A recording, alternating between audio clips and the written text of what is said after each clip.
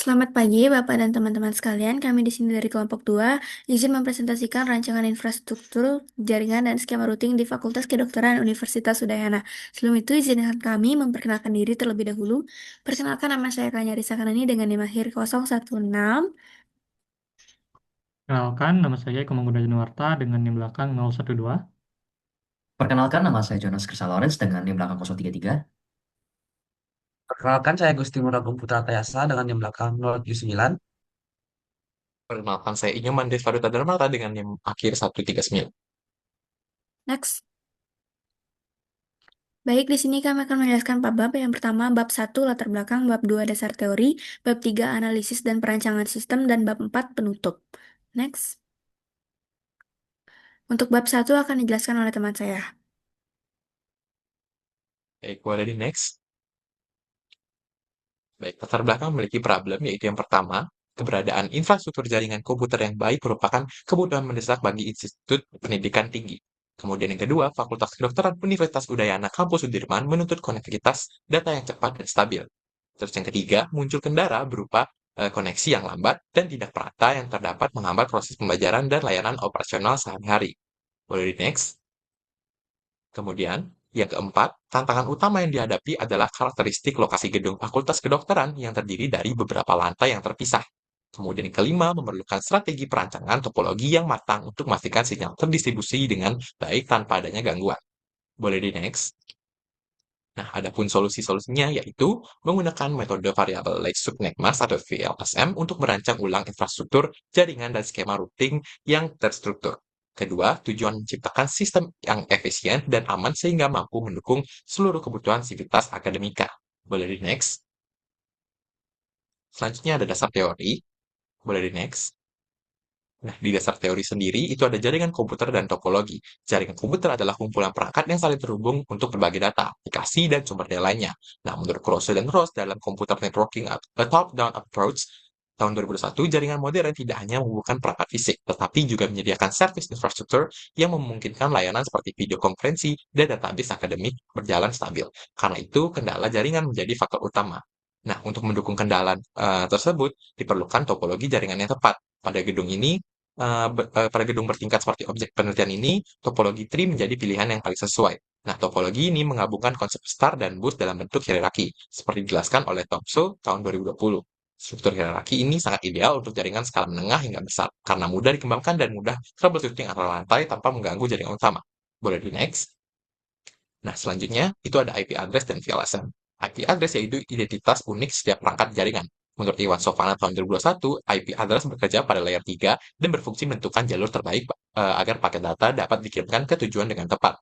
Nah, jika pengelamatan tidak tertata, bisa terjadi konflik IP yang membuat perangkat gagal terhubung. Untuk mengatur IP secara efisien, kita menggunakan teknik subnetting dengan metode VLSM. Metode ini tuh memungkinkan ukuran subnet disesuaikan dengan kebutuhan jumlah host. Nah, berdasarkan LAM di tahun 2020, VLSM sangat membantu mengurangi pemborosan alamat IP. Misalnya, jalur antar router cukup menggunakan subnet kecil seperti per 30, sedangkan ruang laboratorium membutuhkan blok IP yang lebih besar seperti per 26. Boleh di next.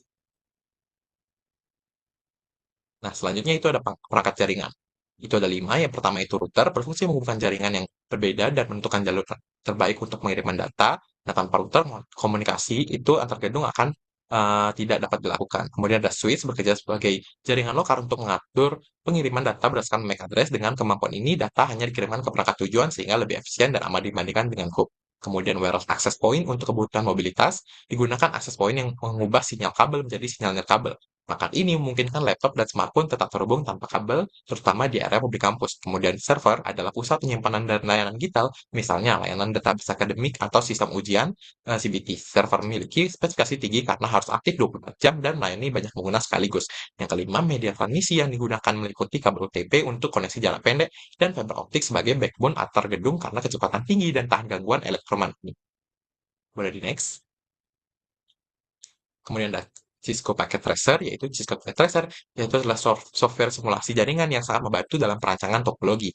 Nah, aplikasi ini itu memungkinkan kita menguji desain jaringan, melakukan konfigurasi perangkat, dan mendeteksi kesalahan teknis tanpa perangkat asli. Hal ini sangat berguna sebelum implementasi dilakukan di lapangan. Boleh di next. Baik, selanjutnya akan saya serahkan oleh Kak Anya. Baik, terima kasih atas kesempatannya. Di sini saya akan menjelaskan bab 3 yaitu analisis dan perancangan sistem. Next. Objek penelitian yang kami analisis itu adalah gedung Fakultas Kedokteran yang terdiri dari 4 lantai dan berfungsi sebagai pusat kegiatan akademik, administrasi, serta berbagai fasilitas penunjang pendidikan kedokteran. Gedung ini memiliki karakteristik ruang yang cukup kompleks, mulai dari laboratorium, ruang kelas, ruang kantor, ruang diskusi, hingga ruang berbasis komputer, yang memerlukan dukungan jaringan yang terstruktur dan handal. Next. Berikut ditampilkan denah lantai 1 sebelah kiri dan lantai 2 sebelah kanan. Next. Berikut denah lantai 3 dan lantai 4. Next.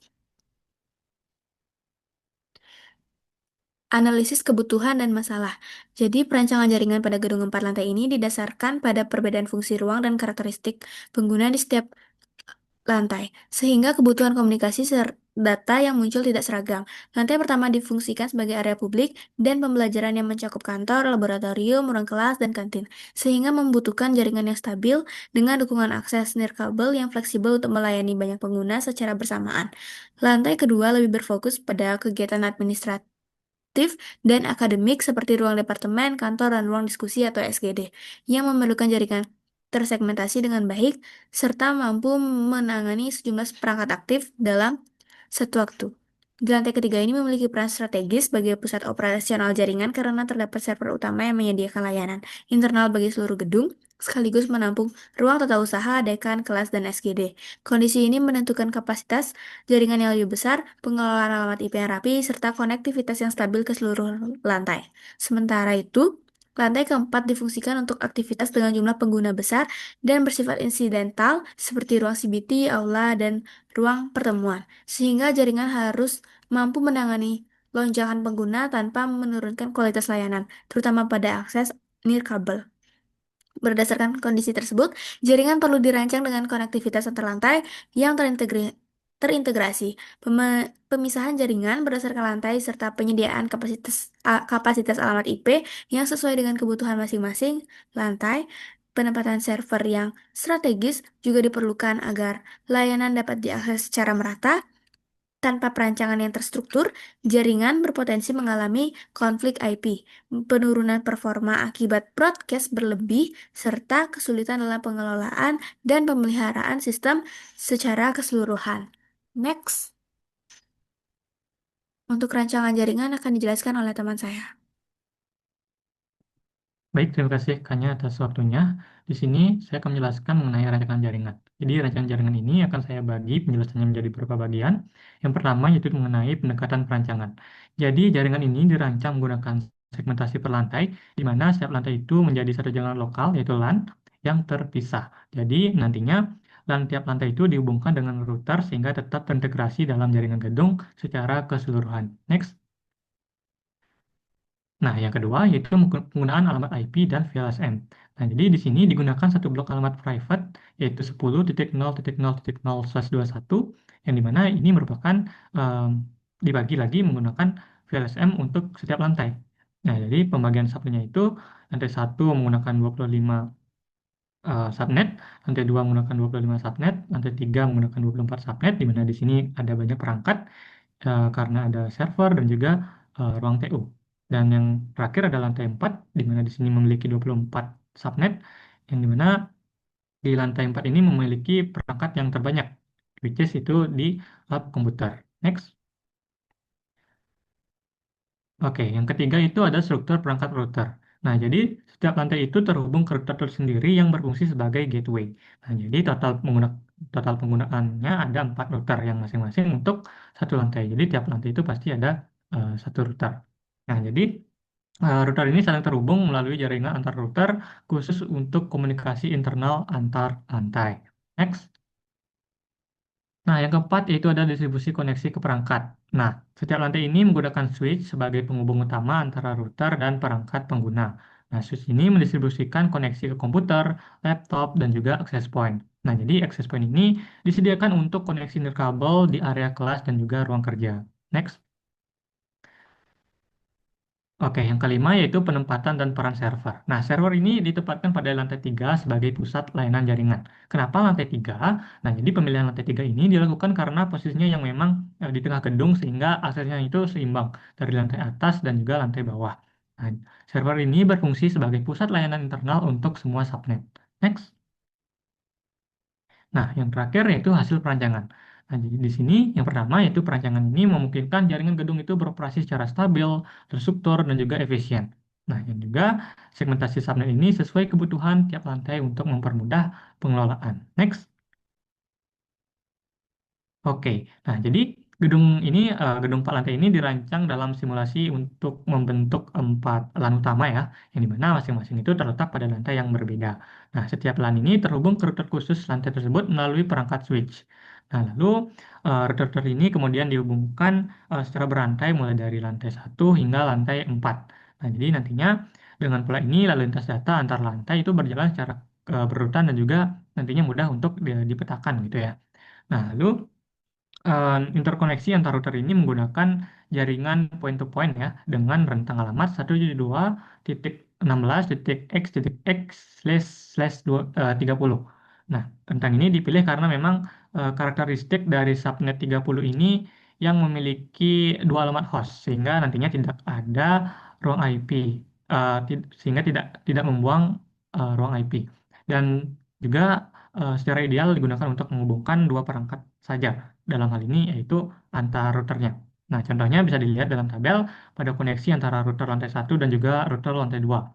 Nah, di sini digunakan jaringan 172.16.0.0/30. Nah, dalam jaringan ini, router lantai 1 itu menggunakan alamat 172.16.0.1 pada antarmuka fast Ethernet 0/0. Sedangkan router lantai 2 ini menggunakan alamat 172.16.0.2 pada antarmuka yang sama. Nah, dua alamat ini memungkinkan komunikasi langsung antar router tanpa menyisakan alamat IP yang tidak terpakai. Jadi nggak ada IP yang kebuang gitu ya. Nah, ini juga berlaku pada begitu juga yang lainnya juga seperti yang tertera pada tabel. Jadi secara keseluruhan itu penggunaan subnet 30 pada koneksi antar router itu bertujuan untuk menghemat alamat IP, menyederhanakan struktur jaringan, serta memisahkan jaringan antar lantai dengan jaringan penghubung routernya gitu ya. Dengan di sini ini lalu lintas data antar lantai dapat berjalan secara terarah, stabil dan juga mudah dikelola dalam satu sistem jaringan gedung yang terintegrasi. Next. Oke, selanjutnya beralih ke konfigurasi jaringan lokal di dalam gedung. Jadi di sini kami menempatkan blok alamat besar yaitu ya 10.0.0.0 dengan prefix /21 sebagai fondasi utamanya. Nah, jadi blok ini kemudian kami distribusikan secara strategis untuk menggunakan teknik VLSN yang memungkinkan pembicaraan subnet agar ukurannya itu presisi sesuai dengan kebutuhan spesifik di setiap lantai. Nah, lalu penerapan metode ini tidak hanya memberikan fleksibilitas maksimal bagi pengembangan jaringan di masa depan, tetapi juga langkah kunci untuk menghindari pemborosan alamat IP secara efektif. Sekian dari saya, nanti selanjutnya akan disampaikan oleh teman saya. Terima kasih. Oke, selanjutnya kita akan menuju ke paket tracernya. Di sini kita akan menuju ke Fakultas Kedokteran. Nah, di dalam Fakultas Kedokteran ini terdapat 4 lantai. Nah, kita gunakan lantai 3 sebagai pusat pengolahan jaringan karena terdapat server utama yang digunakan sebagai layanan internal kampus. Nah, server ini berfungsi sebagai pusat data, penyimpanan dokumen digital, dan layanan administratif lain yang dapat diakses oleh seluruh perangkat di gedung. Nah, ini server ini akan terhubung ke dalam switch, lalu switch ini akan terhubung ke dalam router di lantai 3. Nah, kita lanjut ke logical topologinya. Oke, di lantai 3 ini memiliki eh, perangkat tata usaha dan perangkat kelas yang jumlahnya cukup banyak. Nah, oleh karena itu, lantai ini menggunakan subnet dengan kapasitas lebih besar, yaitu 10.0.3.0/24 dengan gateway 10.0.3.1 dengan subnet /24. Nah, ini menyediakan hingga 254 alamat host yang menandai untuk perangkat yang sudah ada maupun ekspansi jaringan di masa mendatang. Seperti salah satu contoh, kita ambil laptop PC lantai 3/5 ini. Nah, ini ada di rentang 10.0.3.14. Ini termasuk rentang dalam lantai 3-nya. Nah, kita lanjut ke lantai 4. Nah, Lantai 4 ini merupakan lantai dengan jumlah perangkat terbanyak, terutama karena keberadaan laboratorium komputer yang memiliki puluhan perangkat aktif sekaligus. Selain itu terdapat juga dengan kelas perangkat tambahan serta koneksi wirelessnya. Nah, subnet yang digunakan itu adalah 10.0.4.0/24 dengan gateway 10.0.4.1 subnet. Nah, subnet besar ini memastikan tidak ada kendala. Sorry, subnet besar ini memastikan tidak ada kendala dalam penomoran IP meskipun perangkat di lantai 4 sangat banyak dan beragam. Nah, sekian dari penjelasan saya akan lanjutkan oleh teman saya yaitu Turah. Baik, terima kasih atas kesempatannya. Saya akan menjelaskan kembali untuk paket tracernya. Jadi yang sudah dilakukan rekan saya tadi, lantai 3 adalah sebagai pusat dari jaringan yang ada di gedung Fakultas Kedokteran, yang dimana nanti dari router lantai 3 itu akan tersambung menuju ke lantai 2, lantai 1, dan lantai 4 juga. Jadi pada lantai 1 ini, sesuai yang dilakukan rekan saya tadi, untuk lantai 1 itu menggunakan subnet IP yaitu 10.0.1.1.0 dengan subnet /25, yang dimana pada rentan /25 itu memiliki jumlah host 126. Jadi PC-PC yang ataupun perangkat yang ada di sini itu memiliki IP antara rentang dari 10.0.1.2 sampai dengan 10.0.1.124. Sebagai contoh di sini ada PC dengan IP 10.0.1.10 ini mana masih sesuai dengan rentang yang sudah diberikan. Kemudian begitupun yang untuk lantai 2 sesuai dengan tabel yang dijelaskan teman saya itu menggunakan subnet /25 juga, yang dimana gateway-nya itu adalah 10.0.2.1. Kemudian untuk /25 ini juga memiliki rentang host yaitu sekitar 126, yang dimana salah satu PC itu dengan IP 10.0.2.16, yang dimana itu masih dalam rentang untuk lantai 2. Kemudian ketika kita ingin melakukan ping dari laptop lantai 1 menuju laptop ataupun PC lantai 4, yaitu dengan IP 10.0.4.13, maka pesan tersebut akan tersampaikan sesuai dengan tertera pada gambar. Baik, mungkin sekian dari presentasi saya akan jelaskan, maaf, saya akan berikan ke teman saya lagi. Terima kasih. Oke, berikutnya adalah merupakan dokumentasinya. Nah, berdasarkan kalian bisa lihat di sini, ini adalah dokumentasi yang kita foto dalam gedung FK. Nah, berikutnya, ini adalah foto-fotonya. Oke, berikutnya lagi. Oke, nah kita lanjut ke penutup. Silakan lanjut. Nah, jadi kesimpulan yang kita bisa dapatkan dari sini itu adalah eh, dapat disimpulkan bahwa desain topologi hierarki menggunakan 4 router integrasi dengan metode variable length subnet mask. Nah, mampu menciptakan sistem komunikasi data yang efisien dan stabil. Segmentasi jaringan berdasarkan lantai berhasil menginisialisasi broadcast domain sehingga meminimalisirkan gangguan lintas lantai, sementara alokasi IP yang spesifik memastikan ketersediaan alamat yang memadai bagi area padat seperti ruang CBT dan server di lantai 3 dan 4. Lanjut.